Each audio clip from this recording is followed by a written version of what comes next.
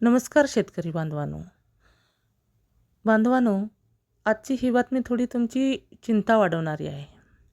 मान्सूनच्या विलंबामुळे चिंता वाढलेली असतानाच आता जागतिक हवामान संघटनेने त्यात भर घातली आहे. जून आणि ऑगस्ट दरम्यान अल निनो विकसित होण्याची शक्यता 80% आहे, असा इशारा जागतिक हवामान संघटनेने दिला आहे.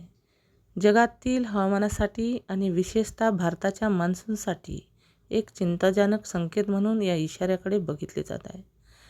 एल निनो ही मध्य आणि पूर्व प्रशांत महासागरातील समुद्राच्या पृष्ठभागाचे तापमान वेळोवेळी वाढवण्याची एक नैसर्गिक प्रक्रिया आहे. ही सामान्यतः 9 ते 12 महिने चालते. ही प्रणाली जागतिक तापमान आणि पावसाच्या साखळीमुळे पॅटर्न बिघाड निर्माण करते. त्यामुळे हवामानातील बदल अत्यंत तीव्र स्वरूपाचे असतात. भारताच्या दृष्टीने सांगायचं झालं तर एल निनोचा संबंध मान्सून कमकुवत होणे आणि तापमानाची तीव्रता प्रचंड वाढण्याची आहे. आता निर्माण होत असलेला एल निनो मध्यम स्वरूपाचा किंवा कदाचित तीव्र असू शकतो, असे या हवामान अंदाजात म्हटले आहे. त्यामुळे त्याचा थेट परिणाम भारतात पडणाऱ्या पावसावर होऊ शकतो.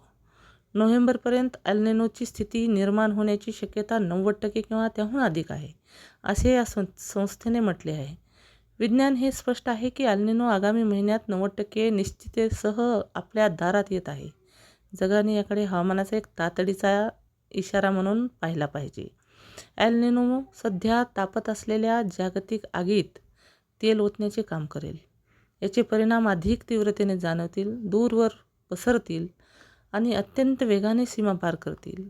या संकटाचा एकमेव प्रभावी मुकाबला म्हणजे जीवाश्म इंधनावरील अवलंबित्व संपवणे, अक्षय ऊर्जेचा वापर वेगाने वाढवणे, अत्यंत संवेदनशील घटकांचे रक्षण करणे आणि सर्वांसाठी आधीच इशारा देणारी यंत्रणा उपलब्ध करून देणे, असे म्हटले आहे.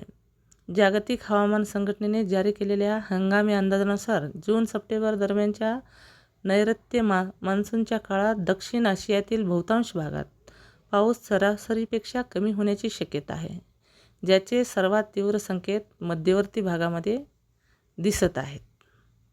हवामान संघटनेने जारी केलेल्या नकाशामध्ये संपूर्ण भारतामध्ये सरासरीपेक्षा कमी पाऊस पडणार असल्याचे दर्शविले आहे.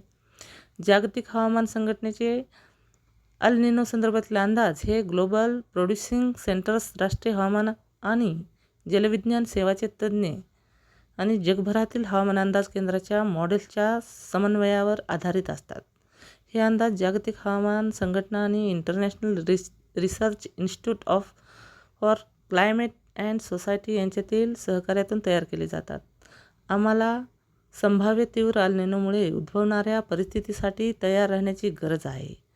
दुष्काळ आणि अतिवृष्टीची समस्या एल निनोमुळे आणखी वाढेल आणि जमीन व महासागर या दोन्ही ठिकाणी उष्णतेच्या लाटा धोका वाढेल.